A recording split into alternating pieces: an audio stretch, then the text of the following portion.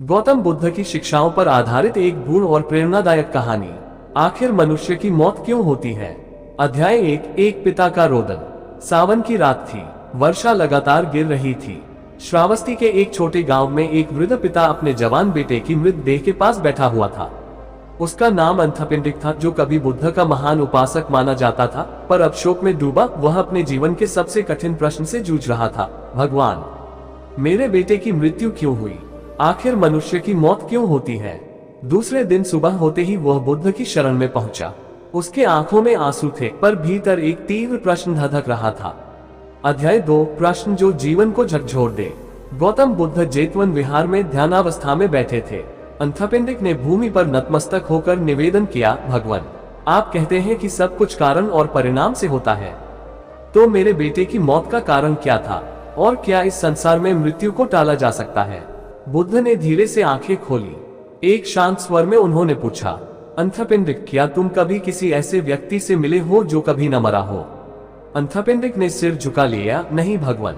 बुद्ध बोले, जो जन्मा है उसका मरण निश्चित है, परंतु मृत्यु ही जीवन का अंत नहीं। वह एक मार्ग है, जैसे बीज वृक्ष बनता है और फिर बीज में लौट आता है। अध्याय 3, मृत्यु की खोज में। बुद्ध ने अंथपिंडिक को एक कथा सुनाई। एक बार की बात है, एक स्त्री थी, किस्सा गौतमी। उसका छोटा बच्चा मर गया। वह उसका मृत शरीर लेकर हर द्वार पर भटकती रही, कहती, मेरे बच्चे को जीवित कर दो। एक वृद्ध ने कहा, तू बुद्ध के पास जा, और वह पहुंची बुद्ध के पास। उन्होंने उससे कहा, जाओ उस घर से एक राय का दाना लाओ जहां कोई मरा न हो।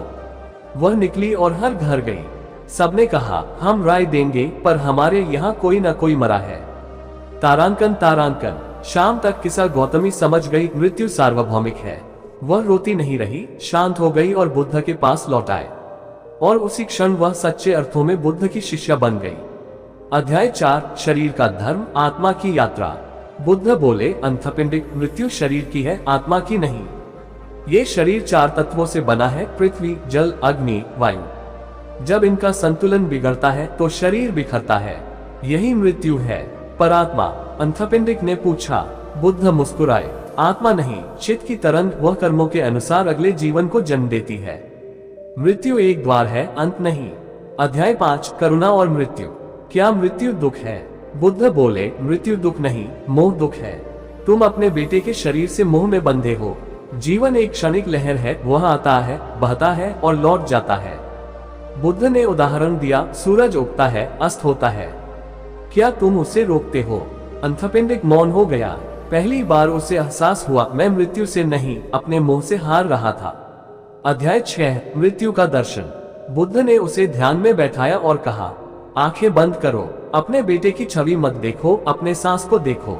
हर सांस जो आती है वह जन्म है, जो जाती है वो मृत्यु है, और फिर आती है, यही जीवन है। अंथपिंडिक ध्यान में गया। कुछ देर बाद उसकी आंखें खुली, भीतर कोई हल्कापन था। भगवान, क्या इस जीवन में कोई ऐसा मार्ग है जिससे मृत्यु के चक्र से मुक्त हुआ जा सके? अध्याय 7, निर्वाण का मार्ग। बुद्ध ने कहा, हाँ, यही मेरे धम्म का लक्ष्य है, निर्वाण, जहाँ जन्म नहीं, मृत्यु नहीं, दुख नहीं।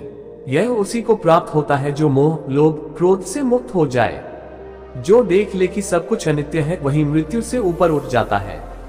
अध्याय 8, जीवन का प्रयोजन। बुद्ध बोले, अंथपिंडिक, जब तक हम इस शरीर को मैं मानते हैं, तब तक मृत्यु भय है। लेकिन जब समझ में आता है कि यह एक पिघलती मोमबत्ती है, तब जीवन की हर लौ, हर क्षण दिव्य हो जाता है। अपने बेटे को खोकर तुमने जो शून्यता महसूस की है, उसी में परम सत्य है। वही शून्यता निर्वाण की सीढ़ी है। अध्याय 9, मृत्यु का उपहार। बुद्ध ने कहा, मृत्यु हमें सिखाने आए है कि समय सीमित है, इसलिए हर क्षण को ध्यान, करुणा और प्रेम से जियो। मृत्यु भय नहीं, सबसे महान गुरु है। अंथपिंडिक के आंखों से आंसू गिरने लगे, पर इस बार ये दुख के नहीं, बोध के आंसू थे। अध्याय 10, मृत्यु को नमस्कार। कुछ वर्षों बाद अंथपिंडिक की मृत्यु का समय आया। उसने मुस्कुराते हुए आंखें बंद की और कहा, मृत्यु, मैं अब तुझसे नहीं डरता, तू मुझे एक नई यात्रा पर ले चल, मैं तैयार हूँ। और शांतिपूर्वक उसने प्राण त्याग दिए। अपने अंतिम दिनों में बुद्ध ने कहा था, हे भिक्षुओं, सब कुछ नाशवान है, ध्यानपूर्वक जियो, मृत्यु को समझो, उसे गले लगाओ, क्योंकि वही जीवन का आरंभ है। अध्याय 11, एक और प्रश्न, क्या मैं अपने प्रियजनों को दोबारा मिल सकता हूँ? अंथपेंडिक ने निर्वाण की बात तो समझ ली थी, पर एक अंतिम प्रश्न उसके मन में अब भी रह गया था। वह बुद्ध के चरणों में झुकते हुए बोला, भगवान, यदि यह आत्मा अगले जन्म में फिर से जन्म लेती है तो क्या मुझे मेरे बेटे से फिर मिलना संभव है?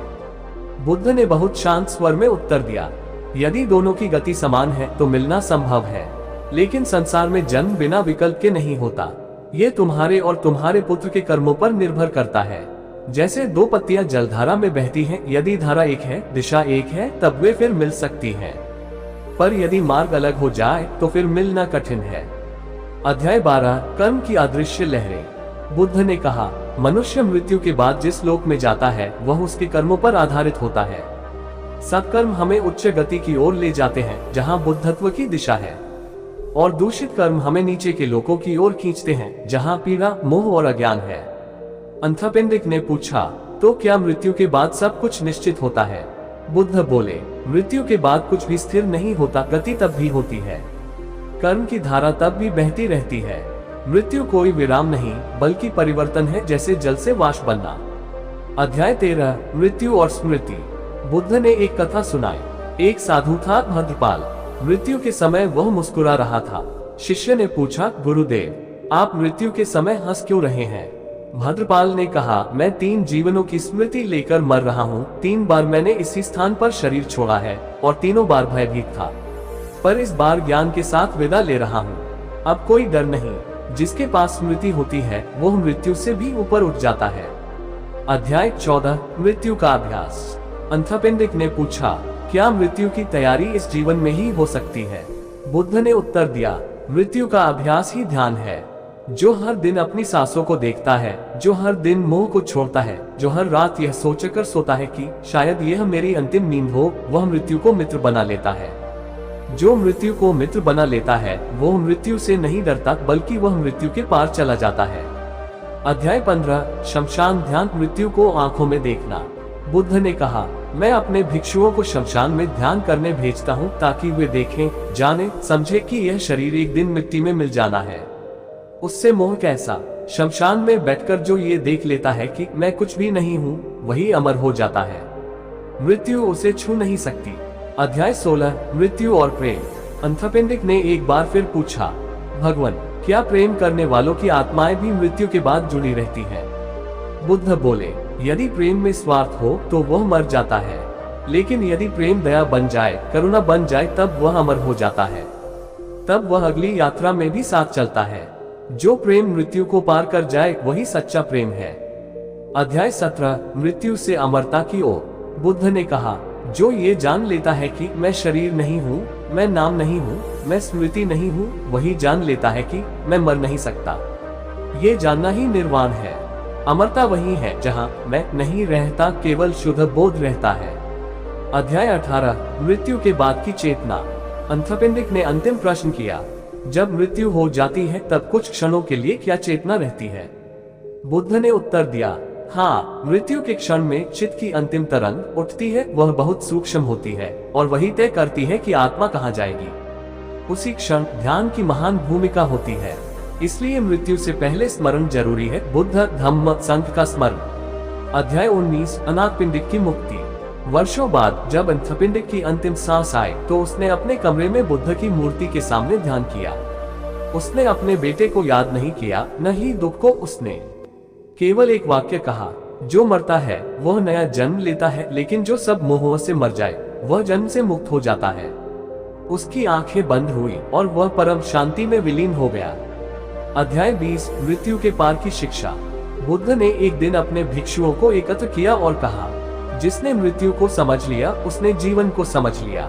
मृत्यु कोई दुर्घटना नहीं, वह नियम है, और जो नियम को जान ले वह उससे मुक्त हो सकता है।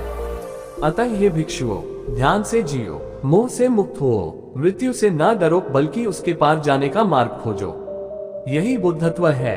अध्याय 21, मृत्यु के बाद शून्यता नहीं, प्रक्रिया है।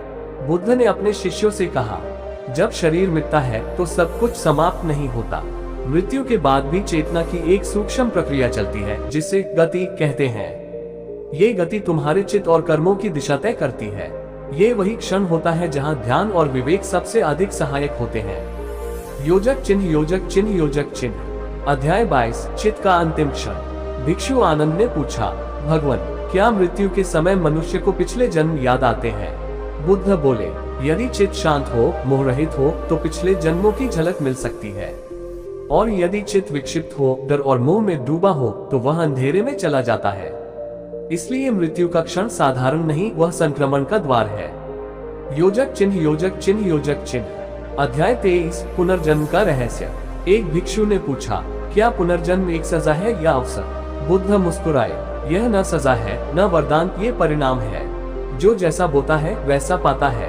पुनर्जन्म का मूल आधार है तृष्णा, अविद्या और कर्म। जहाँ तृष्णा समाप्त हो जाती है, वहाँ पुनर्जन्म भी रुक जाता है। वही मुक्ति है। योजक चिन्ह, योजक चिन्ह, योजक चिन्ह। अध्याय 24 4 अवस्थाएं मृत्यु के बाद। बुद्ध ने बताया, 1 कामलोक, जहाँ इच्छाएं हावी होती हैं।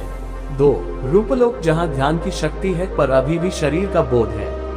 3 अरूपलोक, जहाँ केवल चित्त है, शरीर नहीं। 4 निर्वाण, जहाँ कुछ भी नहीं रहता, केवल शांति। मृत्यु के बाद आत्मा इनमें से किसी मार्ग पर जाती है, अपने चित्त के अनुसार। योजक चिन्ह, योजक चिन्ह, योजक चिन्ह। अध्याय 25 मृत्यु और बोधिसत्व की करुणा। एक दिन बुद्ध ने कहा, बोधिसत्व वह है जो मृत्यु से परे जा चुका है, लेकिन फिर भी बार बार जन्म लेता है, केवल दूसरों की मुक्ति के लिए। जो केवल अपना उद्धार चाहे वह मुक्त हो जाता है, पर जो सबका उद्धार चाहे वह बुद्ध बनता है। योजक चिन्ह, योजक चिन्ह, योजक चिन्ह। अध्याय 26 मृत्यु का आनंद। भिक्षु महामोगलान ने मृत्यु से पहले मुस्कुराते हुए कहा, मैंने जीवन में बहुत भोगा, पर सबसे बड़ा सुख मृत्यु का बोध अंत में मिला। बुद्ध बोले, मृत्यु का अनुभव तब मधुर हो जाता है जब जीवन साधना में बीते। जो मृत्यु को दुश्मन नहीं, द्वार समझे, वही शिष्य है। योजक चिन्ह, योजक चिन्ह, योजक चिन्ह। अध्याय 27 मृत्यु पर विजय, जीवन मुक्त। बुद्ध ने कहा, जो जीते जी अपने चित्त को शुद्ध कर ले, मोह से मुक्त हो जाए, वह जीवन मुक्त कहलाता है। उसे मृत्यु के बाद कुछ पाना नहीं रहता, वह भी और यही मुक्त हो जाता है। यही है जीवन का अंतिम लक्ष्य। योजक चिन्ह, योजक चिन्ह, योजक चिन्ह। अध्याय 28 मृत्यु और अंतिम सांस। गौतम बुद्ध ने अपने अंतिम क्षणों में कहा, तारांकन तारांकन, हे भिक्षुओं, मैं अब जा रहा हूँ। मेरी अंतिम सांस यही कहेगी, अब दीपो भव, अपने दीपक स्वयं बनो। मेरा शरीर जाएगा, पर मेरी वाणी, मेरा धम्म अमर रहेगा। बुद्ध ने करवट बदली, गहरी सांस ली और परम शांति में समा गए। अध्याय 29 मृत्यु के पार का संदेश। उनके महापरिनिर्वाण के बाद आनंद ने शोक में डूबे शिष्यों से कहा, बुद्ध कहीं नहीं गए, वे हर उस हृदय में हैं जहां ध्यान है, करुणा है, जागरण है। मृत्यु ने केवल शरीर छीना, बुद्धत्व तो हमारे भीतर जागा है। अध्याय 30 अब जीवन कैसे जिए। कहानी वहां समाप्त नहीं होती जहां मृत्यु आती है। बुद्ध की यह अमूल्य सीख रह जाती है। हर सांस को ऐसे जियो जैसे वह अंतिम हो। हर संबंध को ऐसे निभाओ जैसे अगला जन्म न मिले। हर पल को ध्यान से जियो, यही मृत्यु की तैयारी है। और जब मृत्यु आए तो उससे कहना, मैं तुझे जानता हूँ, मैं तैयार हूँ, चलो। अध्याय 31 मृत्यु के पार क्या शेष रहता है। एक शिष्य ने पूछा, भगवान, जब कोई निर्वाण को प्राप्त कर लेता है तब क्या शेष रह जाता है? बुद्ध बोले, वो प्रश्न वैसा है जैसे कोई पूछे, दीपक बुझने के बाद अग्नि कहाँ गई? वह अग्नि अब न उत्तर है, न दक्षिण, न ऊपर, न नीचे, वह अब केवल अस्तित्व की सीमा के पार है। निर्वाण के पार न कोई मैं है, न कोई मेरा, केवल शांति है, शाश्वत और अप्रभाष्य। अध्याय 32 आत्मा नहीं, अनात्म है सत्य। बुद्ध ने कहा, मैं आत्मा की बात नहीं करता, न आत्मा के नाश की बात। मैं केवल इतना कहता हूँ, जो तुम्हें में लगता है वह अस्थायी है, और जो अस्थायी है वह दुखद है, और जो दुखद है वह सत्य नहीं। इसलिए जो अनात्म को समझ लेता है वह मृत्यु और जीवन दोनों से मुक्त हो जाता है। अध्याय 33 मृत्यु के क्षणों की सच्ची परीक्षा। बुद्ध बोले, मृत्यु के क्षण में जो विचार उठे वही भविष्य के जन्म की दिशा तय करते हैं। इसलिए संपूर्ण जीवन उसी अंतिम क्षण की तैयारी है। जैसे कोई तीर संधान के अंतिम क्षण में दिशा पाता है, वैसे ही मृत्यु की अंतिम चेतना सबसे निर्णायक होती है। अध्याय 34 जो मर कर भी लौटते हैं, बोधिसत्वों का जीवन। बुद्ध ने अपने जीवन की एक पुरानी स्मृति सुनाई। कई जन्मों तक मैं एक वनवासी साधु रहा, जो मृत्यु के बाद भी लौटता रहा, केवल इसलिए कि संसार को कोई राह दिखाने वाला नहीं था। बोधिसत्व वह होता है जो जानबूझकर जन्म को स्वीकार करता है, करुणा के कारण। अध्याय 35 जब मृत्यु एक उत्सव बन गई। एक वृद्ध भिक्षु मृत्यु से एक रात पहले नाचने लगा। शिष्य चकित थे। गुरुदेव, कल आपकी मृत्यु है और आप नाच रहे हैं। वह बोला, क्यों नहीं, मैं जीवन का ऋण चुका चुका हूँ। अब मृत्यु स्वागत के योग्य है। ये जन्मों का भार उतरने का उत्सव है। अध्याय 36 मृत्यु का भी एक धर्म है। बुद्ध ने कहा, मृत्यु अन्याय नहीं है, वह भी एक धम्म है। जैसे सर्दी गर्मी बदलते हैं, जैसे रात के बाद दिन आता है, वैसे ही जन्म के बाद मृत्यु आती है। मृत्यु का विरोध मत करो, उसे समझो। जो समझ ले वह भयमुक्त हो जाता है। अध्याय 37 मृत्यु से मिलना, ध्यान की अंतिम गहराई। बुद्ध ने एक दिन कहा, जब ध्यान गहरा होता है तो तुम मृत्यु का अनुभव कर सकते हो जीते जी। तब तुम देख सकते हो कि कैसे मैं धीरे धीरे विलीन होता है, और वही अनुभव है निर्वाण का। ध्यान की अंतिम गहराई मृत्यु को प्रत्यक्ष कराती है बिना शरीर छोड़े। अध्याय 38 जब मृत्यु स्वयं पीछे हट गई। एक युवा भिक्षु गंभीर रोग से पीड़ित था। मृत्यु करीब थी पर वह ध्यान करता रहा। तभी अचानक उसकी सांसें स्थिर हो गईं, पर वह मरा नहीं। बुद्ध ने कहा, उसका चित्त इतना शांत था कि मृत्यु को कुछ बांधने को मिला ही नहीं, अतः वह लौट आया। ये चित्त की शक्ति है। मृत्यु भी वहां हार मान लेती है जहां पूर्ण शांति है। अध्याय 39 मृत्यु, देवता और ध्यान। देवताओं ने एक बार बुद्ध से पूछा, मनुष्य तो मृत्यु को कठिन मानते हैं, पर क्या देवताओं को भी मृत्यु आती है? बुद्ध बोले, हाँ, देवता भी मरते हैं, केवल उनका समय लंबा होता है। पर मृत्यु वहां भी है। निर्वाण वही है जहां जन्म मरण से पूर्ण मुक्ति हो। देवत्व लक्ष्य नहीं है, लक्ष्य है बुद्धत्व। अध्याय 40 अंतिम अध्याय, जहां मृत्यु समाप्त हो जाती है। बुद्ध ने अपने अंतिम प्रवचनों में कहा, एक दिन ऐसा आता है जब चित्त थम जाता है, सांस की पकड़ छूट जाती है, मैं का भाव पूरी तरह गल जाता है। उस दिन मृत्यु रुक जाती है, क्योंकि वहां कोई बचता ही नहीं जो मरे। यही अंतिम बोध है। न जन्म है, न मृत्यु है, केवल शुद्ध बोध, निर्मल शांति, अपरिमित शून्यता। समापन वाक्य, जिसने मृत्यु को देखा वह जीवन से मुक्त हुआ, और जिसने मृत्यु में स्वयं को पाया उसने अमृतत्व को जाना। बुद्ध की यह शिक्षा कालातीत है, न पुरानी होती है, न नष्ट होती है।